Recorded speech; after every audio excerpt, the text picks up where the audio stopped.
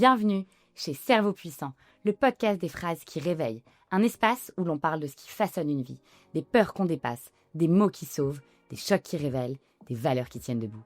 Chaque semaine, je vais chercher la phrase fondatrice d'une personnalité, une phrase qui a construit, brisé, transformé ou sauvé. Parce que certaines paroles deviennent des boussoles, parce que tout commence par une prise de conscience, parce que chacun porte en lui une lumière en attente. Et j'ai la chance d'être soutenue pour ce podcast par l'agence de communication Surf.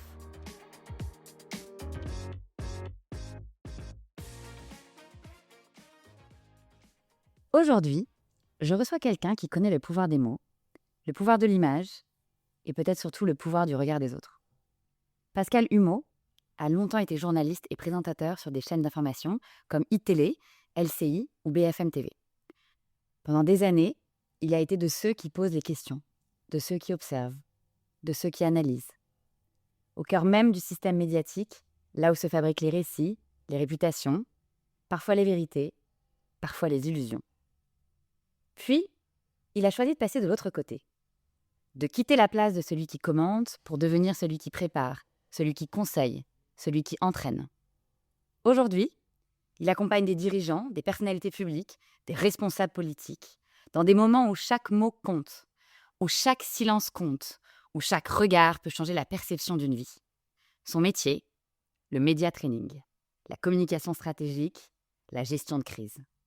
Mais derrière ces mots, il y a quelque chose de plus profond. Il y a une question que tout le monde se pose sans jamais toujours oser la formuler. Comment rester soi-même quand on est exposé ? Comment dire vrai quand on pousse à jouer un rôle ? Comment ne pas se perdre quand l'image devient plus importante que la personne ? Parce qu'il a vu le pouvoir, parce qu'il a vu les coulisses, parce qu'il a vu les failles aussi, Pascal Humeau porte un regard très lucide sur notre époque, sur les médias, sur la politique, mais aussi sur la nature humaine. Et dans ce podcast, aujourd'hui, on va parler de tout ça, du rapport à la vérité, à l'ego, du regard des autres et de ce que cela se fait intérieurement de vivre dans un monde où l'image peut parfois compter plus que la réalité. Pascal Humeau, merci d'être avec nous dans Cerveau Puissant. Merci Claire, c'est beaucoup trop d'honneur que tu m'as fait. Je suis très content d'être là. Moi aussi. Ça, vraiment, pour parler de média training, des gens ont tendance à penser que c'est réservé à une forme d'élite. En quelque sorte, c'est pas le cas. Média training, prise de parole en public, à l'ère des podcasts, tout le monde se met aussi au podcast, ou en tout cas a envie, et ça peut toujours servir d'être formé. C'est ça, moi aussi je suis ravie de te recevoir. Alors chez Cerveau Puissant, on commence toujours de la même manière. On aime les citations. Est-ce que tu en as une à nous partager aujourd'hui ? Mais j'en ai plein parce que j'adore les citations. C'est vrai, j'adore les citations. Et en même temps, je suis très embêté parce que je regarde ton podcast. Et je sais que la citation qui est mon credo, en tout cas dans mon job, a été utilisée une fois ici. Tu peux la redire. C'est Oscar Wilde. Soyez vous-même, les autres sont déjà pris. C'est très important. C'est peut-être une des premières règles de la prise de parole en public. Les gens ont tendance, parce qu'ils souffrent soit du syndrome de l'imposteur, soit se disent « mais je ne vais pas être à la hauteur, je ne vais pas y arriver, je ne vais pas réussir à convaincre les gens, pourquoi moi ?» ont tendance à jouer un rôle, à se prendre pour un autre. Et c'est dévastateur parce qu'à la première petite déstabilisation, et il y a beaucoup de sources de déstabilisation lorsqu'on prend la parole en public ou face à un journaliste, on s'écroule comme un château de cartes et ça se voit. Soyez vous-même, les autres sont déjà pris. Et donc on peut reprendre le slogan d'une chaîne de fast-food, venez comme vous êtes. Et là c'est très bien.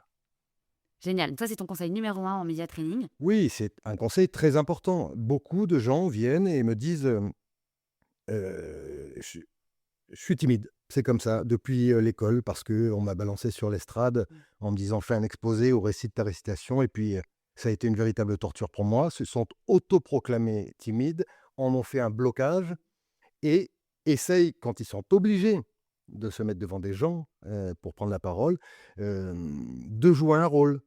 En se disant peut-être inconsciemment d'ailleurs, si je me casse la gueule, ce sera pas moi, ce sera l'autre, le rôle que j'ai joué, mais ce sera pas moi. Il faut rester soi-même. On a des défauts, tous, moi j'en ai, tout le monde en a, d'un point de vue oratoire j'entends, et on a des qualités. Le but c'est de mettre les qualités en avant et d'atténuer au maximum les défauts. D'ailleurs, on dit souvent, tous ceux qui ont des défauts, et tu viens de le dire, soit à l'oral, soit qui sont un peu gauche. Là, il y a encore quelqu'un à la télévision qui a fait une bourde, mais c'était assez drôle là récemment. Et il a été repris par évidemment la présentatrice. Mais c'est assez parlant aussi du personnage. En fait, c'est beaucoup plus touchant et c'est beaucoup plus authentique Des gens viennent me voir, bon, me disent le trac. Le trac, on verra, on en reparlera, c'est très important. Mais me disent, je parle trop vite, je parle pas assez vite, j'ai un cheveu sur la langue, j'ai un accent du sud ou pas, ou ch'ti, ou mais très bien, bravo. Mettez ça en avant, on aime ça, parce que ça donne un aspect authentique à votre prise de parole et donc à vous-même. Donc les gens peuvent s'identifier à vous. On n'est pas des machines. On dit une parole, forte, puissante, est une parole imparfaite. Imparfaite, car humaine. Allons-y. Donc, Allons-y et c'est une façon, pardon Claire, c'est une façon, d'éviter ou en tout cas d'atténuer le trac. On désacralise le truc. Enfin, oui, c'est moi qu'ils attendent, donc c'est moi qui vais y aller, quoi et tout va bien se passer, voilà. alors donc quand on veut, te rencontrer, comment se présente enfin, est-ce que tu peux nous expliquer ce que c'est qu'un média training? Mmh, Pour ceux qui ne savent pas bien sûr. exactement ce que c'est Mmh et et la prise de parole en public. exactement. Le média training, définition, classique, consiste à former les gens, mes clients, à la maîtrise de la parole et de leur attitude devant des journalistes.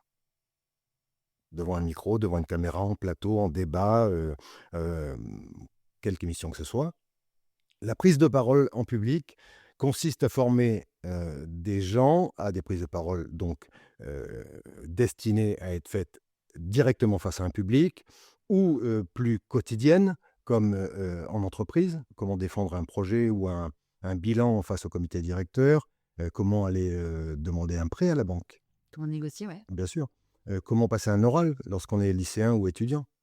Ce matin, j'étais avec un étudiant dont les parents ont eu, heu, la superbe idée, de le former à la prise de parole en public parce qu'il s'était autoproclamé depuis des années, depuis le collège, timide et donc au fil du temps, il en a fait un réel blocage et on se rend compte systématiquement que ce trac-là, heu, d'abord tout le monde l'a le trac.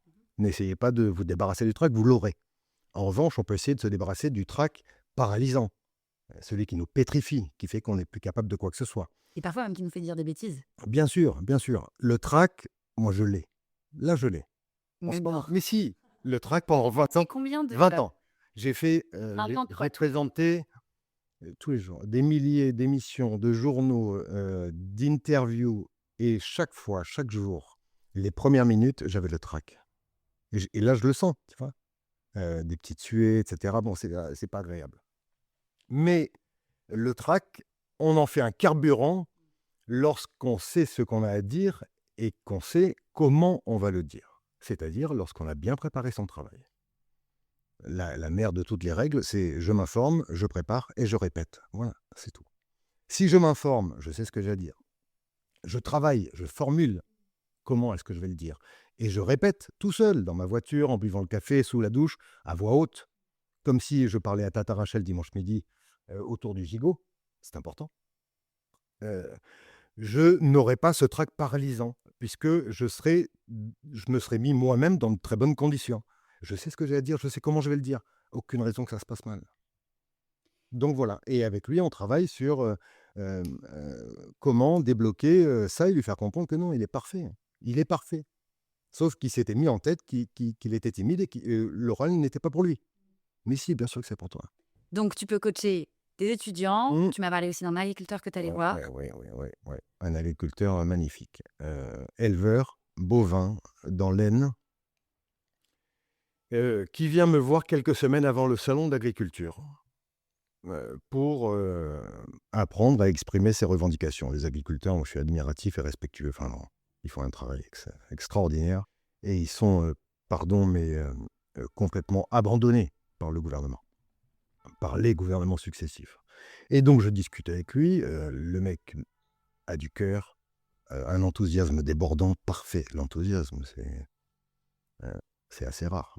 Euh, et puis, il commence à me parler. Il me parle du code rural, il me parle de révision des charges sociales, il me parle de la folie normative. Je lui dis stop. Ça, c'est votre message. Il n'appartient qu'à vous. Ouais, c'est votre jargon et c'est votre C'est à vous. émotion à C'est gauche, à vous. quoi. Votre message, c'est une fusée. Moi, je suis là avec vous pour construire la rampe de lancement. C'est-à-dire, comment faire en sorte que votre message, la fusée, soit projetée sur la bonne trajectoire et surtout qu'elle atteigne son objectif, le public, voire le gouvernement.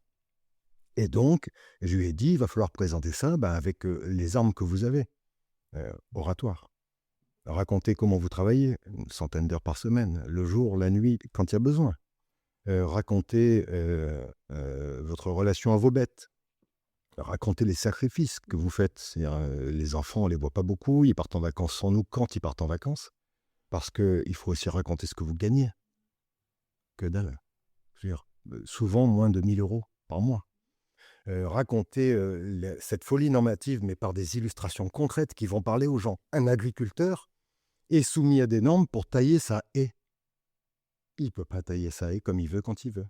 Sinon, il peut prendre une amende allant jusqu'à 30 000 €. Racontez tout ça, votre galère. Racontez les suicides des agriculteurs. Il y en a un qui se suicide tous les 2 jours en France. Qui se pend, honteux de ne pas avoir réussi dans sa grange, vous voyez. Donc, racontez tout ça pour arriver à... Enfin, laissez-nous respirer, quoi.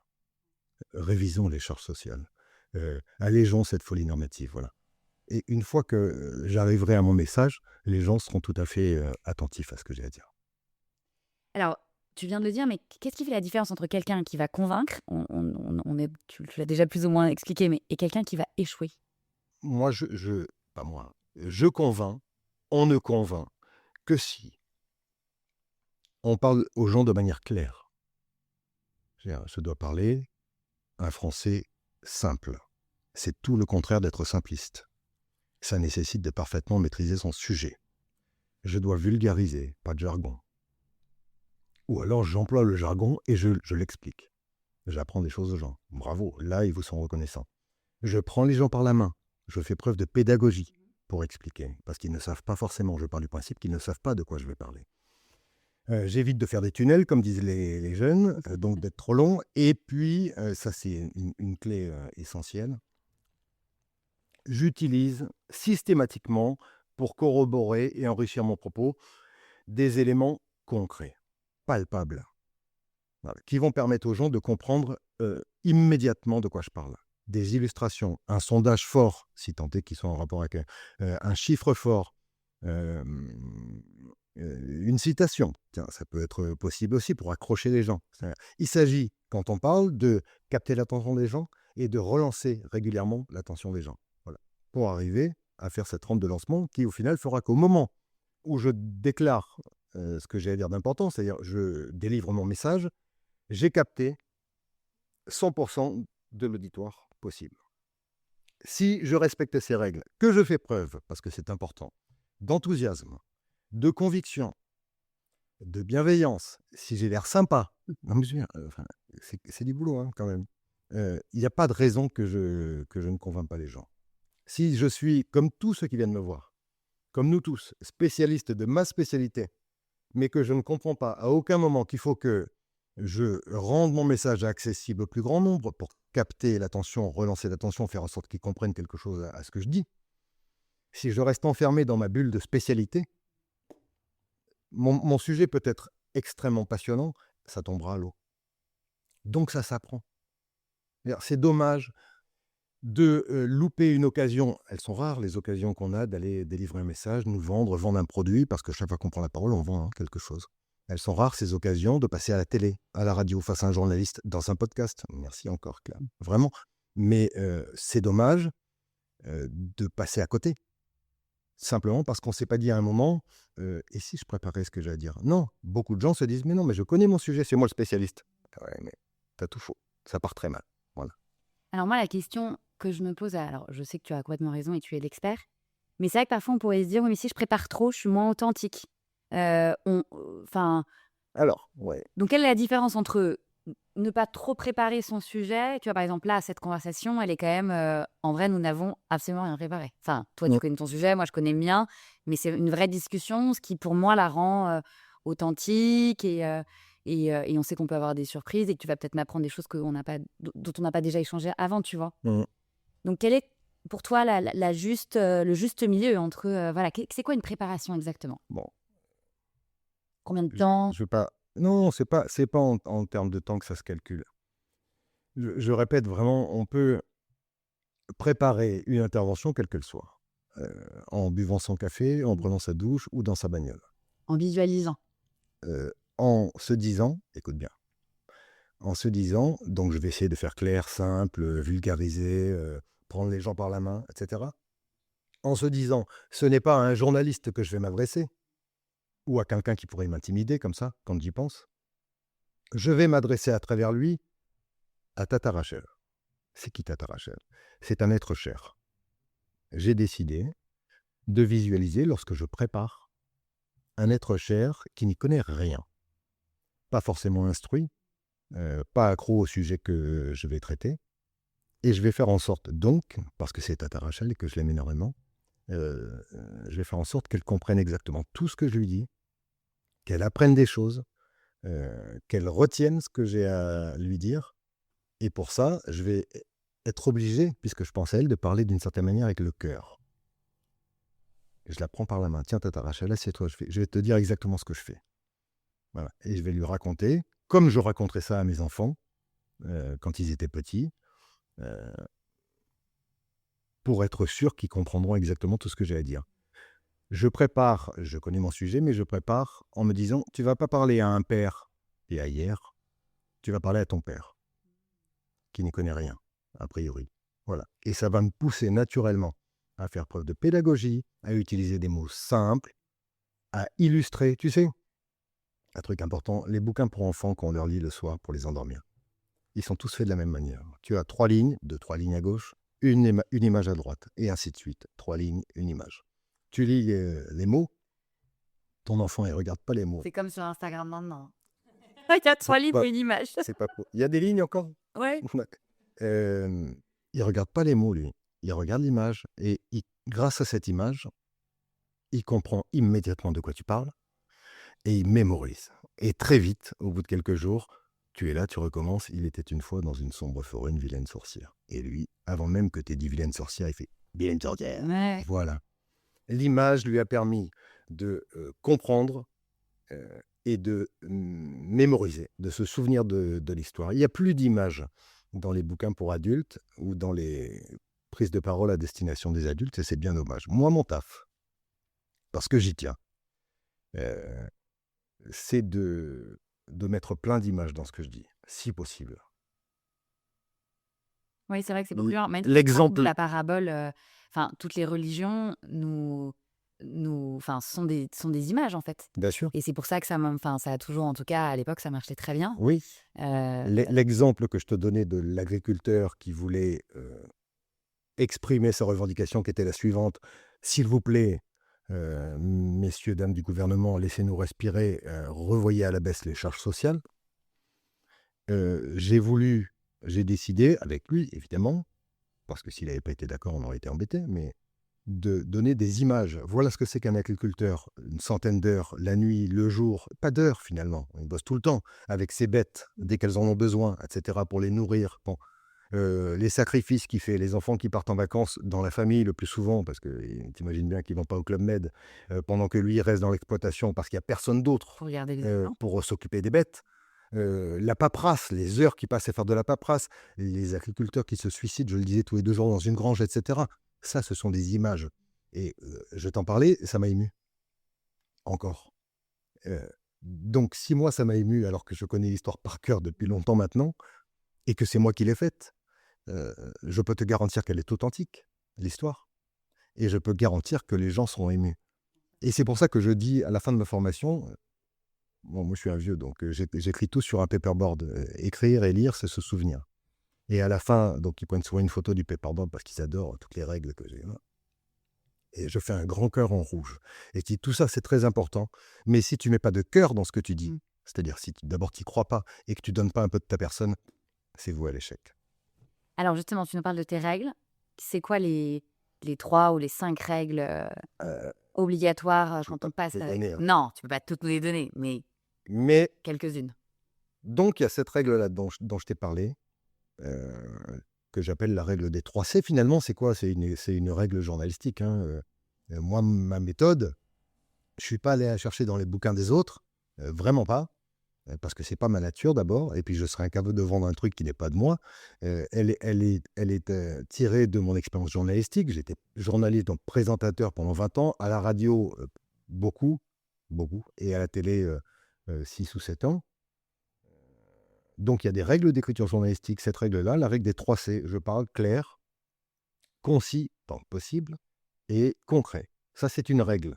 Et donc, je la développe comme je l'ai développée avec toi, pour montrer aux gens à quel point c'est important.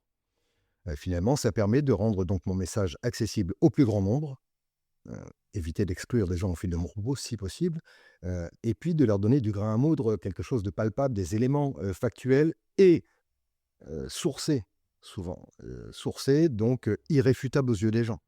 Ça m'apporte de la crédibilité. Et la première des règles que je développe avec mes clients, elle est toute conne. C'est une règle de bon sens et tout le monde me dit au début: «Bah, évidemment, oui, bien sûr». Et cette règle, elle s'appelle bonjour. Heu, Moi, mes enfants, je te parle de moi là pour de bon. Mes enfants, je suis plutôt cool. Mais il y a un truc sur lequel j'ai jamais rien lâché. Tu rentres dans un commerce, tu rentres dans une boulangerie, même si 10 personnes font la queue, tu dis: «Bonjour, bonjour!» Mmh. Tu vas voir qu'il y a des gens qui sont surpris, Ouais, c'est qui se retournent. Oh, il y en a même qui se sentent agressés. c'est vrai, c'est vrai. C'est dire où on en est, quoi, hein, aujourd'hui. Donc tu dis Même bonjour, parfois, quand tu fais des sourires aux gens, ils se disent: «Mais il que j'ai?» y a un truc. Et Il toi, y tu a te dis: il y «Bah». a un loup, il y a un loup quelque part, il va me faire quelque chose de non, mais non, je dis bonjour, pardon, oui, voilà. Donc tu avant même d'arriver devant la boulangère, tu arrives bonjour, tu arrives devant la boulangère, ou en tout cas la vendeuse. Tu la regardes dans les yeux, et je les ai arrêtés à chaque fois que c'était pas, donc ça faisait marrer les boulangers, mais tu la regardes dans les yeux, tu souris: «Bonjour madame, une, tradition s'il vous plaît». Voilà, tu sais ce que je prends maintenant, une tradition, plutôt bien cuite. Heu, «Merci madame, au revoir». Donc ils étaient bout de chou quoi, ils avaient 4 ans. Ah bah, bon, et puis au bout de quelques semaines, et ça a marché pour les 2, heu, au bout de quelques semaines, la boulangère leur donne un bonbon. Ce bonbon, c'est la récompense, de ton amabilité, de ta sympathie, de ta politesse. Si je dis un bonjour, si je sers aux gens, quand je prends la parole en public, face à un journaliste, et cetera, un vrai bonjour, avec du sourire, un regard, de la sympathie, de la bienveillance, de la conviction, parce que je ne peux pas les vendre un aspirateur en porte-à-porte, si je ne suis pas convaincu par le produit, et de l'enthousiasme, heu, les gens me donneront pas un bonbon, mais ils me donneront un peu plus d'indulgence si jamais je perds le fil, si jamais je savonne, et ça va conditionner tout simplement ce bonjour qui est la première unité produite, c'est mon entrée en scène, c'est là-dessus que les gens me jugent. On se fait une idée de la personne sur les 30 premières secondes, hein. Et donc ce bonjour va conditionner même l'attention qu'ils voudront bien te porter. C'est une règle, incroyablement primordiale. Et les gens disent: «Mais je ça va, tu gentil, j'ai pas payé pour ça quand même, je sais dire bonjour». Oui, sauf que pour ceux qui disent vraiment bonjour, parce qu'il y en a très peu, même à la boulangerie, hein, tu seras tellement focus sur ce que tu auras à dire derrière que tu vas négliger le Mmh, bonjour. c'est vrai. Ne néglige pas le bonjour, c'est ce qui va faire que les gens vont, tu sais, une autre citation d'un grand philosophe de la chanson française, Johnny. C'est ça. C'est vrai? Ouais, je te jure. Ouais, c'est mon petit côté, j'adore. Qu'on me donne l'envie d'avoir envie. Il faut donner envie aux gens d'avoir envie de vous faire confiance, de vous écouter, de rester avec vous, et cetera. De toute manière, il y a un chiffre qui est assez surprenant. Alors, on dit souvent que les gens, se rappellent de l'émotion qu'on leur laisse, et il y a aussi un chiffre de en fait, dans une conversation, c'est toi qui vas me redire, on se souvient de 20. C'est N alors c'est une, on appelle ça le calcul marginaliste.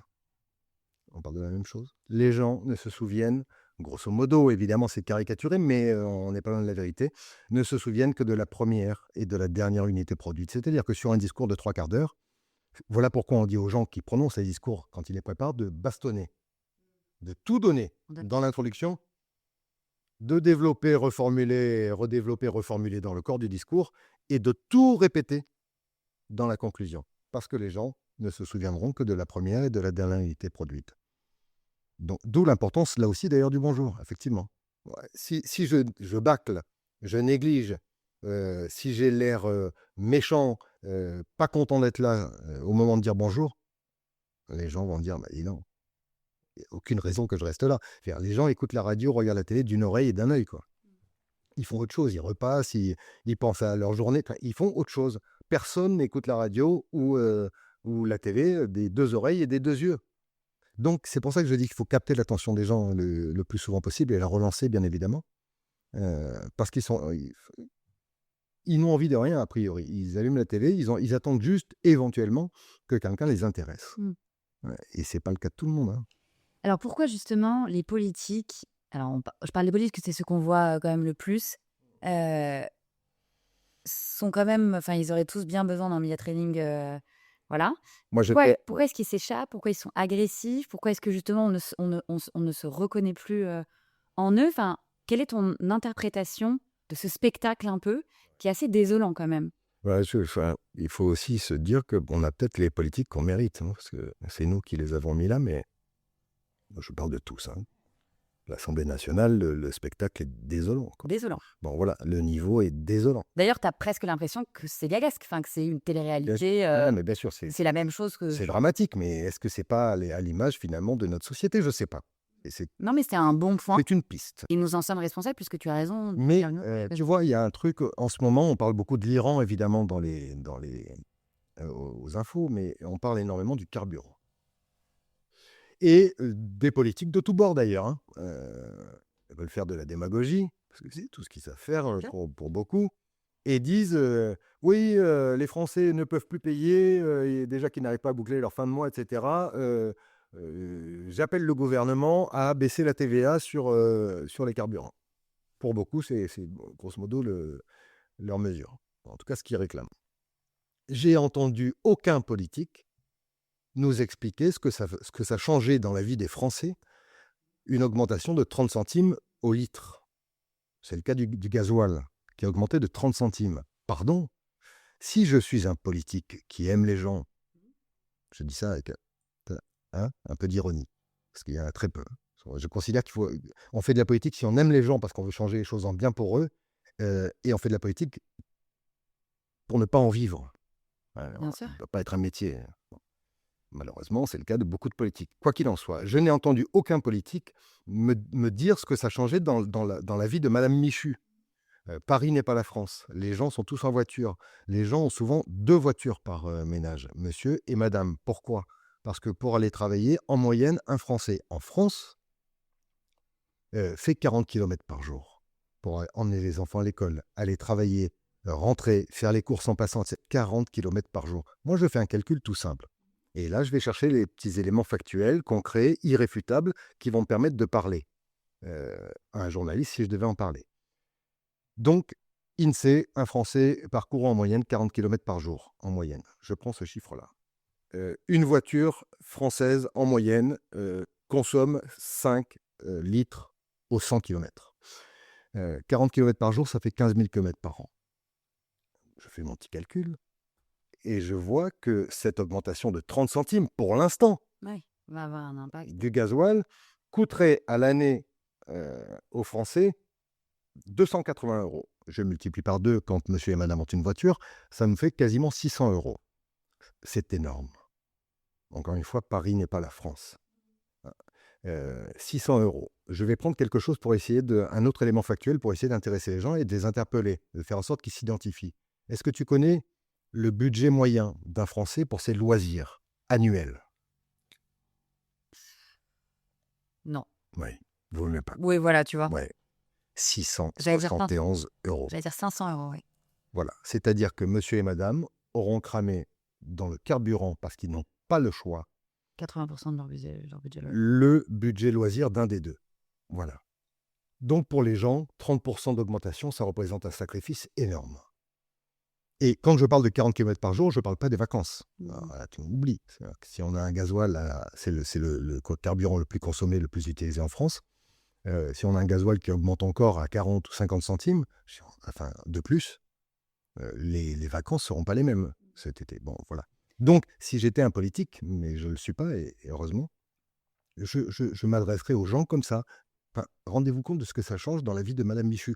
Et je dirais, pardon, pour que les gens soient bien conscients de ce qui se passe et de la folie fiscale qu'on subit tous, partout, chaque jour en France, que pour 100 euros de carburant, je paye 60 euros de taxes et 40% seulement 40 euros seulement de carburant.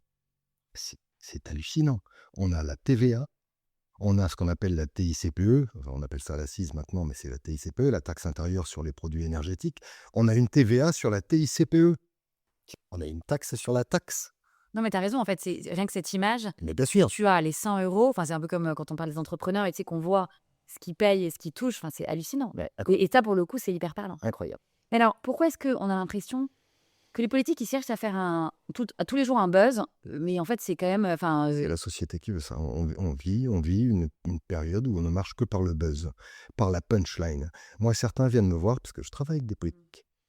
Au début, ils me disent, moi, ce que je veux, c'est les punchlines. Ah, papa, pardon, vous êtes trompé je suis l'ennemi de la punchline, en fait.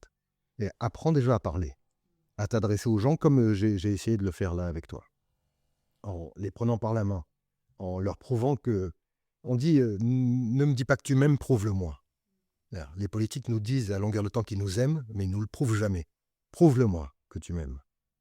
En me prouvant justement que tu sais ce que je vis, moi, dans les rayons du supermarché, que tu sais ce que je vis quand je fais le plein, etc. Bon, voilà, ils ne le font pas. Et ils préfèrent la punchline. Ah, on va retenir la punchline, on va en faire une pastille. Je le sais, je le sais. Et puis on va la mettre sur les réseaux. Mais putain, arrêtez les gars, Ouais. vous êtes ridicules. Mais t'as pas aussi l'impression que de l'autre côté, tout le monde n'est pas dupe non plus?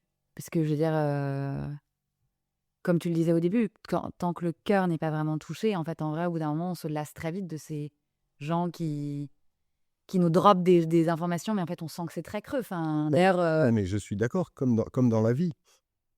Ne me dis pas que tu m'aimes, prouve-le-moi. Moi, si tu me dis une fois, 2 fois, 3 fois que tu m'aimes, je dirais: «OK, c'est cool, c'est flatteur au début, hein». Mais si j'en ai aucune preuve, ouais. Bon, j'ai compris, il faut que je t'achète une baguette tradition de matin, déjà. bien cuite. Bien Ouais. cuite. Et non, et évidemment qu'ils se lassent les gens, évidemment qu'ils sont pas dupes. D'ailleurs, les Français adorent la politique, mais ils conchient les politiques. Ils peuvent plus les voir, Ouais, parce qu'ils savent que de toute façon, ils se font rouler dans la farine, comme on dit. Voilà. c'est sûr. Alors justement, pour parler, on après politique, on peut parler égo. Est-ce que l'ego pour toi, parce que les politiques ont des gros égos, est-ce que c'est une force ou est-ce que ça peut devenir un danger et à quel moment l'ego devient un danger? Bon, d'abord, je crois qu'il faut avoir un ego un peu plus protubérant que les autres pour aller se mettre devant une caméra, devant un micro, face à des journalistes sur un plateau, face aux Français, participer à des débats. Bien sûr qu'il faut avoir un ego un peu surdimensionné. Ça ne fait pas de nous une mauvaise personne, je crois, hein, parce qu'on peut aussi faire les choses correctement. Enfin, moi aussi, j'ai sûrement un ego un peu plus important que les autres parce que pendant 20 ans, justement, malgré le trac tous les jours, j'y allais parce que j'étais content, quand le rouge s'allumait, de raconter aux gens ce qui se passait dans le monde, de poser des questions à des gens hyper intéressants en plateau, et cetera. Donc, oui, il faut un ego, mais après, on peut le faire aussi pour les gens. Moi, mon kiff, c'était, je voulais pas être reporter, même si j'adore ce métier-là, et je voulais être présentateur pour raconter les choses et faire en sorte que ma grand-mère, quand elle regarde les infos, comprenne exactement tout ce qui se passait dans le monde. Donc je passais beaucoup de temps à essayer de vulgariser. Comment est-ce que je peux dire ça de manière plus simple pour que tout le monde comprenne? Voilà. Donc oui, il faut de l'ego, mais on peut aussi être bien en ayant un ego un peu plus surdimensionné. Et puis j'ai été très content parce que c'est ma nature, je me suis lassé, j'étais très content pendant 20 ans, je me suis lassé. Et au bout de 20 ans, je dis: «Mais qu'est-ce que tu sais faire?» «Rien, à part cuisiner, mais je cuisine pour les miens». Heu et puis très naturellement, je dis: «Bah, tu vas apprendre aux autres à aller, tester leur ego sur les plateaux». Et voilà. Alors comment on peut, survivre, à l'exposition? Parce que c'est vrai que c'est attirant, c'est assez il y a une adrénaline, tu viens de le dire, la lumière rouge qui s'allume, mais la chute aussi si on se loupe. Comme par exemple, on parle de quoi? Des politiques? Non, l'exposition de manière générale, l'exposition médiatique, enfin, et beaucoup de gens courent après cette visibilité. Après, il faut savoir la gérer, la visibilité, et il faut savoir gérer, un bad buzz, un look. Oui, oui, et puis il faut savoir gérer la jalousie. Exactement. Heu, Le regard des autres. le regard des autres, c'est toujours agréable d'avoir des gens qui, quand tu vas justement faire tes courses, le marché, et cetera, tu: «Oh, je vous ai oh, vous êtes, Pascal Humeau, je vous ai vu à la...» C'est hyper flatteur. Moi, j'ai pas connu de Star System du tout, j'étais un petit journaliste. Mais c'est déjà hyper flatteur, ça fait On te reconnaissait quand même souvent dans la rue. oui, bien sûr, mais alors ça, c'est les chaînes d'infos. Mais ça fait plaisir, bien évidemment. Le problème, c'est, et les jalousies et le fait que les gens qui ne t'aiment pas ou qui n'aiment pas les idées que tu véhicules, les émissions que tu présentes et cetera, ta façon d'être, heu, vont aussi aller, et tout est possible aujourd'hui, aller fouiller dans ta vie et aller ressortir, des petits détails plus ou moins reluisants de ton passé et cetera et les mettre en avant et aujourd'hui, le problème, c'est que, n'importe qui peut mettre n'importe quoi, heu, même une rumeur, une fake news, comme on dit, et cetera, sur les réseaux et ça peut être monté en épingle à une vitesse incroyable et être préjudiciable non seulement pour toi, mais à la limite, et toi tu l'as cherché, c'est toi qui es exposé, mais préjudiciable pour ta famille, Mmh. pour tes enfants à l'école, et cetera. Moi, j'ai pas vécu ça et tant mieux, mais je sais que pour beaucoup qui sont très exposés, c'est un vrai risque donc C'est drôle que tu parles de ça parce que j'ai beaucoup de gens dans mes cercles, divers et variés, qui voudraient s'engager plus, mais qui ont qu'une trouille, c'est ça. bien sûr. C'est qu'on salisse leurs enfants, leur famille. Ou qu'on aille fouiller dans leur vie. Ouais, on aille Moi, fouiller, j'ai mais pas même, du tout envie qu'on aille fouiller dans ma vie. ouais, puis même, c'est vrai que et donc c'est dingue cette peur, de l'engagement aujourd'hui, en fait. Ben, oui, mais on sait où ça mène. Enfin, le harcèlement, le cyberharcèlement, c'est quelque chose de terrible et tu sais ce qu'on dit? On dit, la vérité prend l'escalier quand la rumeur ou la fake news prend l'ascenseur. Donc pour faire, ressurgir la vérité après la diffusion d'une fake news, il faut un temps fou et d'ailleurs, le plus souvent, ça prend très peu d'espace dans les médias quand, c'est Non. relayé par les médias. Donc Qu'est-ce mal est fait, quoi. qu'est-ce que tu recommandes s'il y a une fake news? Toi, tu recommandes, une prise de parole, assez rapide? Ça dépend de la fake news, ça dépend de la personne visée, ça dépend du secteur et cetera. Mais moi, je pars du principe, mmh, toujours dans, le même souci d'authenticité, de sincérité et donc de transparence. Mmh. Mais transparence, de sincérité, d'authenticité, de tout dire. Ouais, de ne pas ignorer. Jamais, de tout dire. Je crois qu'on peut tout dire. Oui. Moi, je suis complètement d'accord avec toi. Voilà, la question, c'est comment est-ce que je le dis? Mais ça peut se travailler, ça peut se réfléchir, mais il faut tout dire. François Fillon, l'affaire des costumes, on s'en souvient, parce Mmh. que ça l'a évincé de la course à la présidentielle. OK. Il se trouve que pendant 15 jours ou même 3 semaines, il n'a pas dit un mot. C'est ça qui l'a tué. Ouais, bien sûr. Parce que si mais dès le jour même, il dit: «Oui, alors vous vous rendez compte de quoi on parle? On est en train de parler de 3 costumes qu'on m'aurait offerts?» «Oui, enfin, oui, on m'a offert des costumes». Je les rembourse. Ah oui, oui, si ça vous pose un problème, voilà, soit je les rends, soit je les rembourse. Enfin, vous êtes je suis candidat à la présidentielle et vous êtes en train de me parler de 3 costumes. Quand on voit ce qui se passe autour, c'est-à-dire ces 3 costumes, ils sont tellement ridicules, c'est anecdotique. Il aurait désamorcé le truc en 2-2, quoi. Et non, il a gardé le silence pendant 15 jours ou 3 semaines et c'est ça qui l'a tué. La presse tous les jours: «Pourquoi ne réagit-il pas? Que cache-t-il?» Ouais, si tu dis rien, c'est que tu caches un truc. Donc oui, je crois qu'il faut tout dire. Et aujourd'hui, c'est vrai qu'avec les actualités, donc ce sujet que tu connais bien, c'est vrai que je pense que les gens ont peur. Mmh. Puis chaque jour, il y a quasiment chaque semaine, il y a un autre truc plus grave. Quelle est ta recommandation aujourd'hui pour l'être humain, non mais basique, genre justement pour vaincre ce L'anxiété. ouais. Ah, parce que c'est extrêmement anxiogène, mais ça relève de la même chose, c'est-à-dire on traite des informations qui, donc qui interpellent les gens. Mais là, elles interpellent parce qu'elles font peur. Donc plus ça ira, plus on tendra vers, une télé, une information, un traitement de l'information de plus en plus anxiogène. C'est une évidence et on ne parle pas des trains qui arrivent à l'heure. C'est comme ça a toujours été le cas, mais ce sera encore moins le cas dans les années qui viennent. Donc moi, je conseillerais de moins regarder la télé. Voilà, de moins regarder la télé. Éventuellement de lire les journaux. Et on n'est pas obligé d'acheter un journal dans un kiosque, même si c'est toujours agréable de tenir un journal papier, mais il y a un abonnement, aujourd'hui, qui est assez courant, qu'on peut avoir sur son iPad, sur son ordinateur, qui permet d'avoir toute la presse nationale et régionale, comme ça, d'un coup d'œil, de la balayer, de regarder les unes, et cetera. On est informé, on sait ce qui se passe et dans la PQR, la presse quotidienne régionale ou la presse nationale, il y a beaucoup moins de buzz. Il n'y a pas de course à l'image comme c'est le cas à la télé. Moi, c'est ça qui m'a dégoûté de la télé, d'une certaine manière. C'est que l'image primait sur le fond.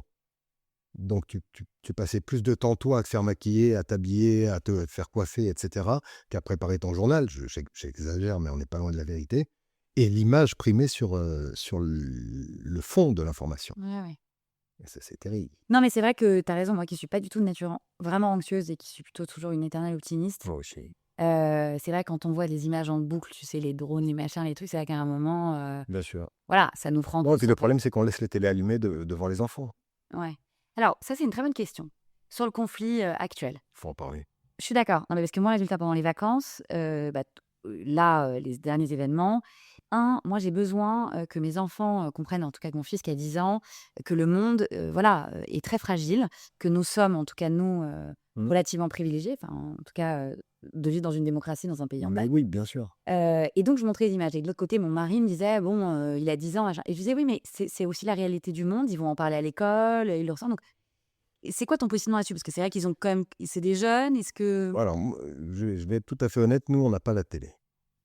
Mais aujourd'hui, les réseaux sociaux, et mon Oui. fils va aussi, il a 10 ans aussi, mais il va aussi sur les réseaux sociaux. On le limite dans la durée, mais il y va, sinon il est complètement isolé du reste de ses camarades, si tu veux. Enfin, donc, il est rentré il y a quelques jours en disant, est-ce qu'il va y avoir la guerre en France? C'est une vraie question. J'imagine que tous les enfants l'ont posé à leurs parents, tous ceux qui voient les bandeaux, édition spéciale, la guerre en Iran, vers une troisième guerre mondiale. Enfin, calmez-vous les gars, calmez-vous. Bon, et donc il me pose la question. Là, je lui en parle, évidemment. Je lui dis, mais non, non, il n'y aura pas la guerre en France. Donc on lui explique ce qui se passe, quels sont les enjeux, éventuellement géopolitiques, le pétrole, pourquoi pas, bon, la démocratie peut-être, éventuellement.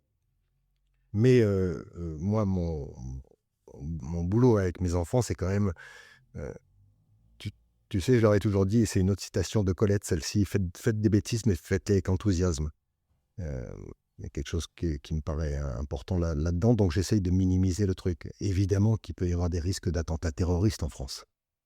Mais je veux pas que mes gamins ils sortent de la maison en se disant, oh, le monsieur avec le sac à dos, là, non, ça va. Enfin, c'est pas une vie. Voilà. Ils en sont conscients puisqu'ils le voient sur les réseaux. Ils savent qu'il y a eu des attentats, ça existe. Il y a toujours un risque, mais c'est pas à moi de remettre une pièce dans la machine à chaque fois. Donc là, non, ça se passe en Iran, il y a une intervention en Iran, mais il n'y a aucune raison aujourd'hui pour que ça se passe en France. Et puis tu sais, on est une nation puissante. Ouais. Rassurer nos Mais enfants. bien sûr, c'est notre job. Arrêtez d'être tout le temps C'est notre pessimiste job. et tout, Non, vite il ne ça. faut surtout pas être pessimiste. Voilà, comme ils viennent, j'ai un problème. Tu as un problème? Ok, c'est quoi ton problème? Et quand ils n'arrivent pas, puisqu'ils n'arrivent pas à le formaliser, je dis, si tu n'as pas de problème, on n'en parle même pas. Tu n'arrives pas à le formaliser, c'est qu'il n'y a pas de problème. Voilà. Et si tu ne trouves pas de solution, c'est qu'il n'y a pas de problème. Voilà. Non, mais il faut absolument les préserver. 10 ans. À 10 ans, il faut les préserver, les enfants. Ils s'occupent, les réseaux sociaux s'occupent bien de leur faire peur. À moi d'essayer de calmer le jeu. De les rassurer. Bien sûr. Rassurons nos enfants, rassurons aussi nous-mêmes, Bien sûr. restons optimistes, authentiques, Oui, tant possible. parlons avec le cœur. Est-ce que tu as un dernier conseil à nous donner avant la fin? Pour moi, soyez vous-même. Les autres sont déjà pris. Vraiment, j'y tiens parce que c'est très important. Et puis, c'est quand même une façon de désacraliser pas mal de choses, si tu veux. Et puis, regardez autour de vous un peu. Regardez ce qu'il y a autour de vous. Regardez les gens qui dorment dans la rue. Regardez justement ce qui se passe en Iran. Pensez aux populations civiles, par exemple. En Iran, il y a des enfants, il y a des femmes, il y a des gens qui n'ont rien demandé et qui forcément meurent. Regardez des petits vieux dans la rue, plongez-vous dans leur regard. Sentez la solitude dont ils souffrent. Et dites-vous, après avoir vu tout ça, que c'est quand même pas mal de relativiser. Donc, soyez vous-même, les autres sont déjà pris. Et une autre, si tu veux bien, parce que je t'ai dit que j'étais fan de citations, mais vraiment, elle est de Fontenelle. Ne prenez pas la vie au sérieux, de toute façon, vous n'en sortirez pas vivant. Merci Pascal, c'était un échange passionnant. On espère te revoir vraiment bientôt avec nous. C'est un plaisir. Et merci pour tous ces conseils sur Media Training. Merci à toi. Si tu as aimé ce podcast, abonne-toi pour ne rien manquer des prochains épisodes, soutenir Cerveau Puissant et suivre toutes les actualités, les échanges à venir et les contenus que je prépare pour continuer à nourrir ce qui fait vraiment la différence.